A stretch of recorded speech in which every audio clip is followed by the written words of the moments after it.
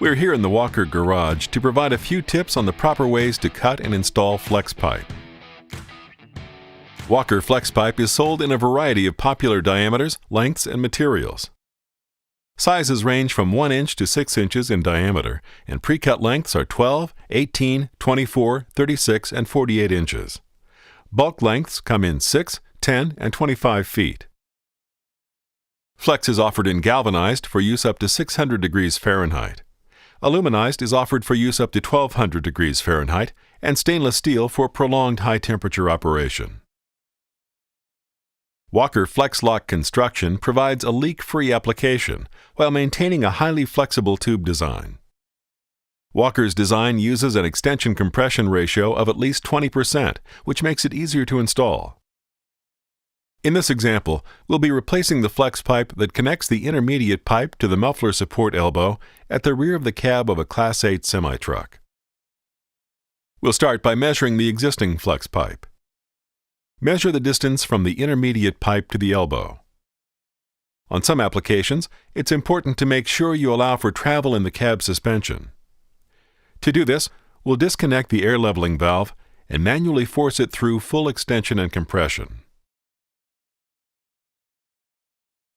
Also, make sure you inspect any engine or transmission mounts and exhaust hangers for wear, which could allow excessive movement of the exhaust system, resulting in stress to the flex section.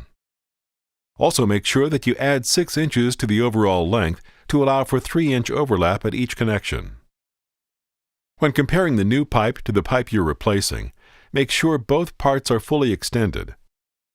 When measuring and cutting, keep the open side of the flex pipe to your right. To determine the open end, turn the end of the pipe toward you and look for the rings to wrap on top in a counterclockwise direction.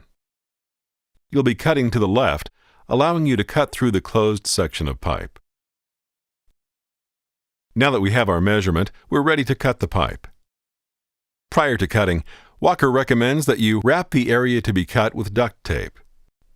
Use a marker to draw a cut guide on the tape and cut through the tape. Remove tape from flex pipe before using. Or, apply several tack welds around the intended cut to keep the ends from unraveling. You can also place several punch marks around the intended cut with a mandrel or backup pipe inside the tubing. There are 3 ways to cut flex pipe: the plasma method, the chop saw method, and the band hacksaw method. Select a method that suits your equipment. Please note, the plasma method leaves a smooth edge without burrs. The chop saw method leaves a smooth edge, but some deburring may be required. The band hacksaw method leaves a rough edge that might require trimming and deburring. If trimming is required, remove by either bending until the excess breaks or by using cutting shears. If deburring is required, use a hand-operated drum sander or file on cut surfaces.